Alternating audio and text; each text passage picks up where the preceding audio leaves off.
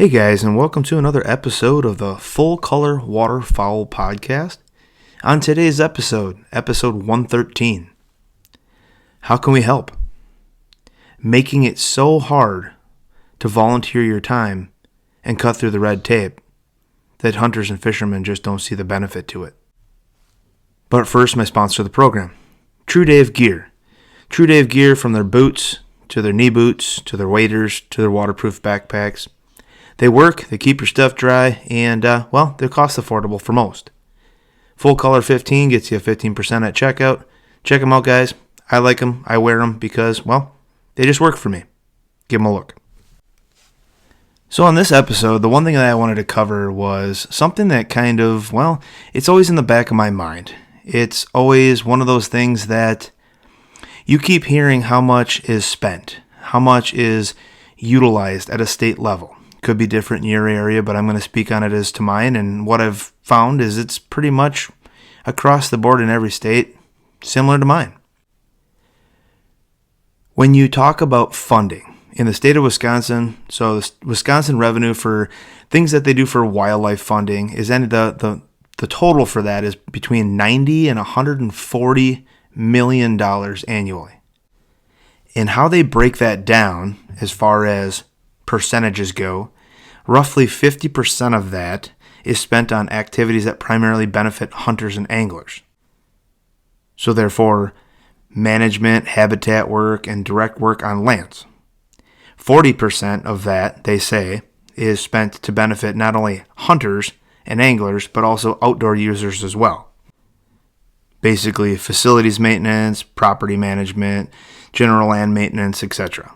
So that's a combined almost in 90% of that budget is supposed to go toward those key areas. They say that 10% is roughly spent on accounts for administrative cost, payroll, overhead, internal support, however, and everything else that you hear. But the thing you hear the most in Wisconsin is very simple. Oh, we don't have funding. We don't have funding. We don't have the people. We don't have the people. So that gets me thinking. And I'm prefacing this as somebody that, say you're not a person that went to school for biology, ecology, soil science, water, what have you.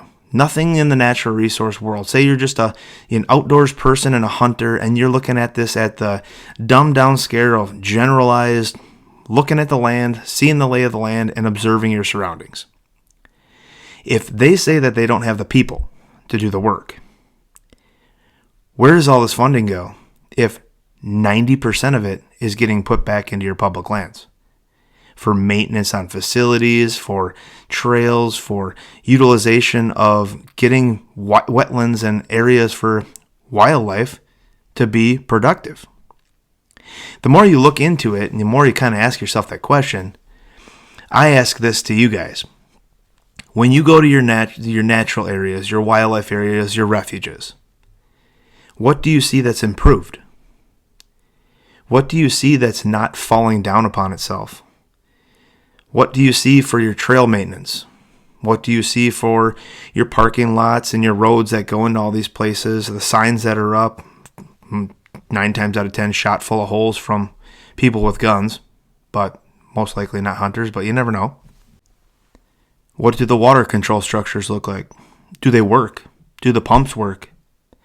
Are they providing a resource to the wildlife first before the hunter at all?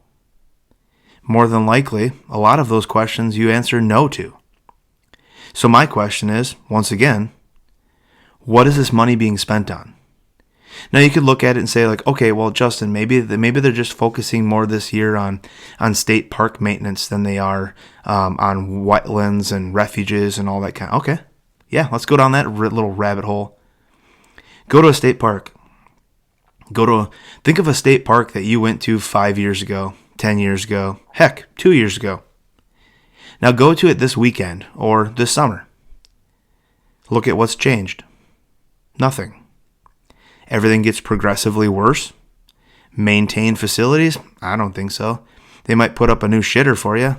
Besides that, you ain't going to find much. You ain't going to find much for things that they've done that would contribute to $140 million being spent from license fees and everything else that hunters provide and bring in for the state of Wisconsin.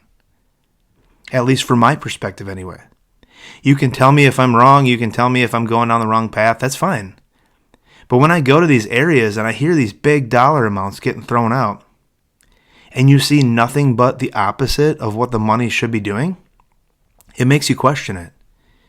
It makes you question it a lot, because when you go to these areas and say you want to be a person that wants to get involved, whether it's with a nonprofit group or you just want to, get involved with one of the natural resource programs in your state, if you have a college that has natural resource programs attached to it, and you want to get involved at a volunteer level, not at a student level. You want to volunteer your time to help out where it's needed, because if you help out and you're not getting paid and you're just volunteering, well, you're providing something that isn't a cost to the state of Wisconsin. However, if any of you have ever tried to do this in any way, shape, or form, I've talked about on a previous podcast me trying to get to the point where I was putting up free wood duck box houses on part of the Wisconsin River by my home. It took me 9 or 10 different phone calls, speaking to 6 or 7 different people, just to be able to get to the point where I could go on Google Maps, dot out on a map where I was going to put said wood duck boxes, and then I had to get another form from another agency. Mind you, this was all privatized, not public. And then I had to go through the paper mill and then through another company just to get a liability form that says, hey, dude, when you're doing this crap and you're on our property, if you get hurt, your responsibility, not ours. Sign here and you're good to go. All that to provide something for free. Now, you add government into the equation. What changes? Oh, red tape like a mofo. When you try to get involved, you have to be strategic. You have to be able to have backers, like a nonprofit group. If you go in there with, Johnny, Gary, and Bill from your local duck chapter of whatever, or you just start a hunting group and you want to, change the meat or change something where you live, good luck. You will run into so much red tape for, we'd really like to take your $5,000 and add it to this wildlife area so that we can improve X, Y, or Z. But before we do that, we're going to have to take $10,000 of state funds to do a survey, documentation of everything. And then at the end of it, we spend $10,000 to get free money from you in the form of $5,000. Sounds really stupid, right? Well, a lot of the times that is the case. They got to put their limited resources on something to then study it and do observations of it and all this biology stuff, air quotes, just to get free money. And the only reason, in my opinion, that they do this is they want you to stay the hell out of it. And this isn't from a local level. Like, the people that are managing your properties locally, they really have no say over 3/4 of the shit that they're doing out there. They're basically the coffee cup on the counter on the desk. They go out, drive the truck around, make sure everything didn't go to shit overnight. Besides that, they have to go through their checks and balances too to make sure that everything is in play to just get something accomplished. Government works very slow. The public likes to see things done quickly. But that's just not how it works. You see, I hear all the time that, we're doing these restorations for wetlands and enhancing wetlands so that we can have critical habitat for amphibians and fish and waterfowl and everything else. Locally, I don't see it. It might be on a small scale, but I don't know where $140 million is being spent, even if you stretch it out across the United States, or across the state, rather. Prairie and grassland restoration. Okay, we're planting native grasses and removing invasive species to support songbirds and pollinators. Again, locally, don't see it. How much money, I'm going to say this, how much money does it take to light grass on fire? Take a tractor, do basically make a fire lane or a fire break, and then burn it to the fire break and then plant some seeds? Is that millions of dollars? I know in government everything costs 18 times as much as it costs the general public to buy anything. I totally get from that perspective. But when you look around these areas, everything always looks the same. Nothing looks different. If you go to the little areas that are their headquarters, where you'll have a little area around the building that is kind of the educational piece, so to speak, that'll have about a 5-acre swath of land that's got native prairie plants planted and butterflies all over and songbirds. If you zoom out, that shit doesn't exist anywhere on that property. You got reed canary grass, big blue stem, little blue stem if you're lucky. You won't find wild rice to be had, and that's pretty much it. There's no biodiversity on any of this stuff of actually native prairie plants that you could actually go through a field and see and count more than on your hand what's there. So how is this money being spent? How do we help? Well, I don't really know the answer to that, because every time you try to get into helping, you get shot down. And I get it from the liability perspective of, the state of Wisconsin doesn't want people tromping around on the land and getting hurt, and maybe somebody, gets too close to an excavator or something and somebody dies, and that's a huge liability. Well, if you're assuming the risk of going out and helping and filling out liability forms for the state of Wisconsin, I don't see why that would be an issue. You're getting help from hunters that are supplying all the money and efforts to help you. And if we band together as hunters and fishermen, well, you can get a lot done quicker, so that when you go to that state park or you go to that wildlife area, you might see a difference from year to year and be like, holy crap, we might actually be making a difference for this piece of property for the wildlife that we hunt and we fish.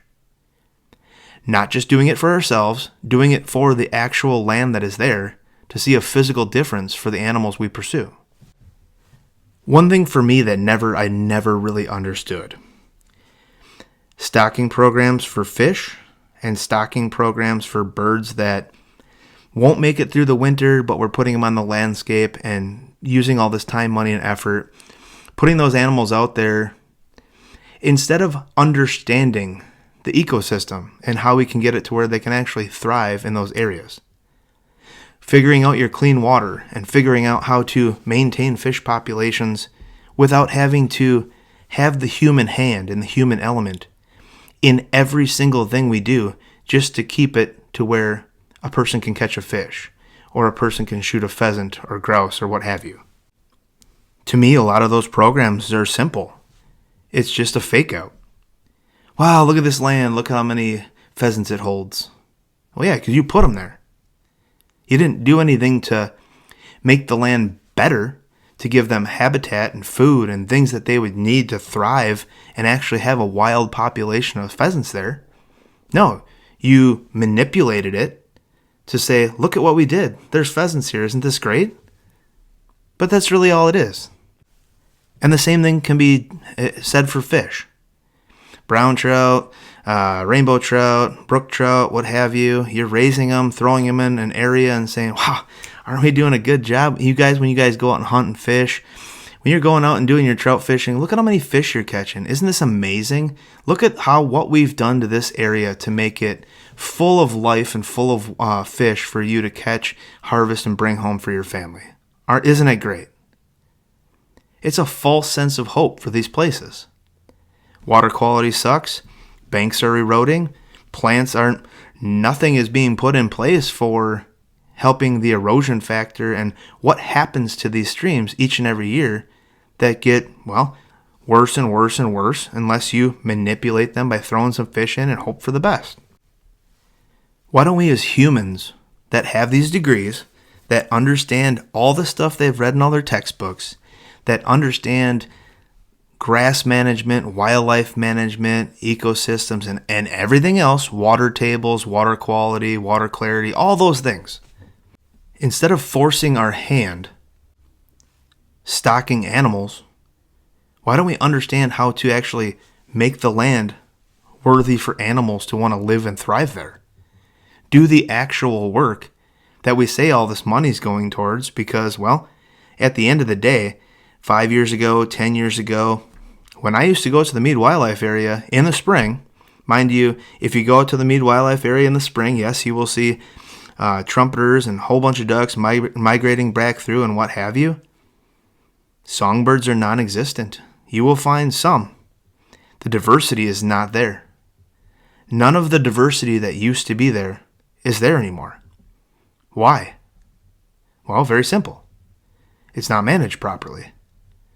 It's not managed in a way that all these animals can use it naturally, without having to manipulate this or manipulate that in a manner that is just making it look good for the public up by the educational center. And that's it.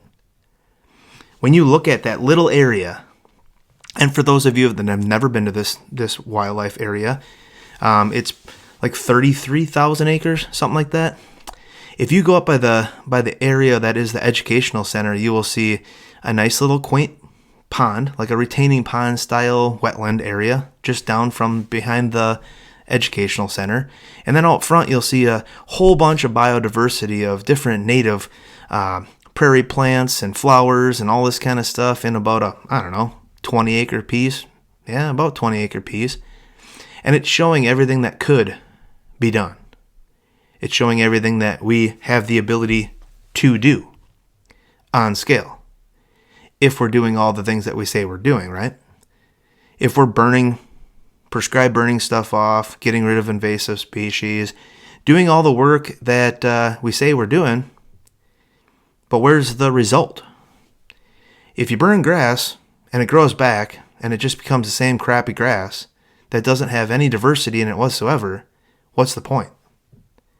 Why are we not planting anything? Why are we not trying to get native prairie grasses back in those areas that used to be there, that songbirds used to use for all the things that they need them for to thrive? And that's not from a hunting perspective. That's just from a perspective of me liking and enjoying little birds. Got them in my house, flying all over the damn place. Got them in my backyard. But the diversity's gone. And we don't ask ourselves the questions a lot of any of this. We just use the resource, and that's it. We've talked about that before. A lot of these natural areas, if you look at their plans, 50% of the plan is we're going to rotate what we burn.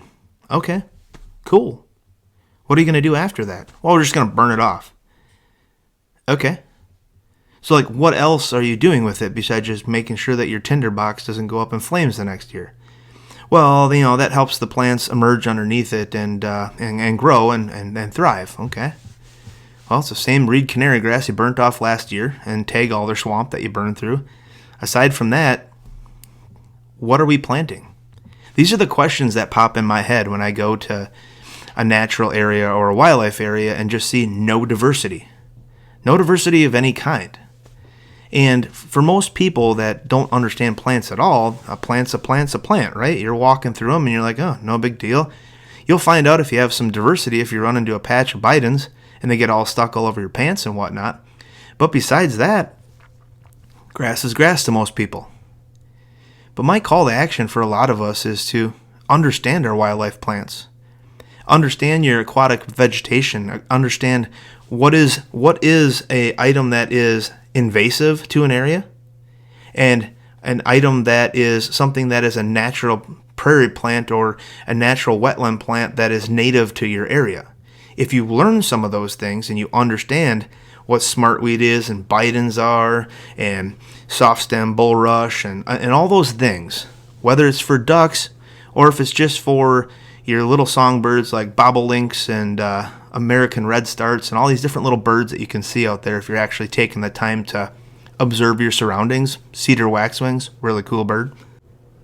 But the more knowledgeable you are on all those different prairie grasses and native wetland plants, the more understanding you have when you're walking around these areas to go, wow, there really is no diversity whatsoever around this place that I'm hunting.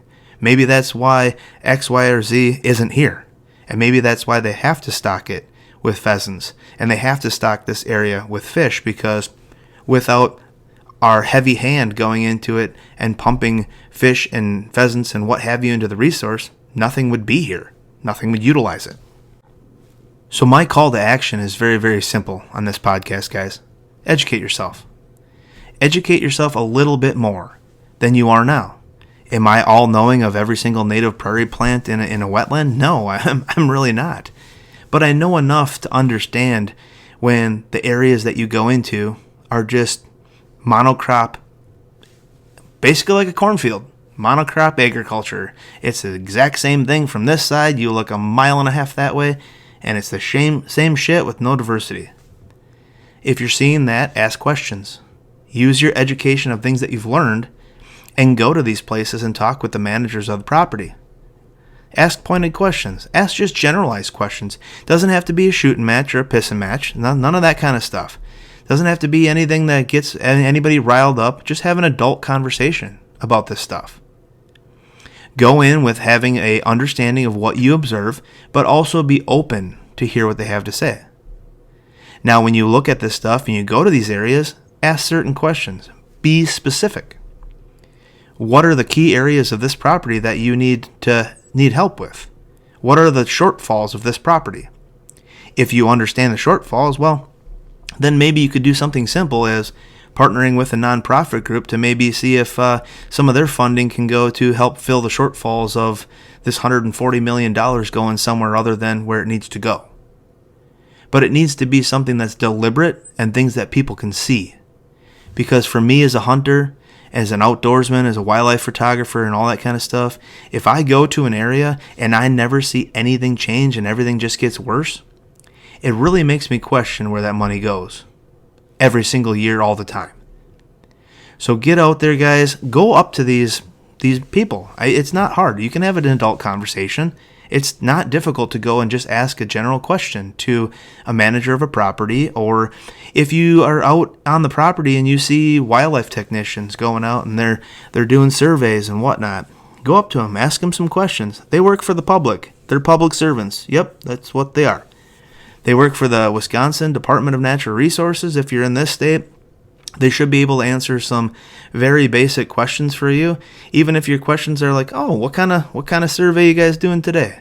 They should be able to answer that because, well, if our money's funding it, they should be able to speak to the project that they're doing. So until next time, guys, I appreciate each and every one of you. I truly do. Go ahead and hit that alert button. Lets you know when we have new podcasts. And hit that follow button. Give us the good old thumbs up. Let us know how we're doing. Give us a rating, all that good stuff. And until the next one, guys, get out there, have some conversations. Not over your phone, not on the Instagram, not on the Facebook. In person, one-on-one conversations with people. Pick their brain and learn more than you knew yesterday. And you'll be a well-rounded sportsman. Take care, guys.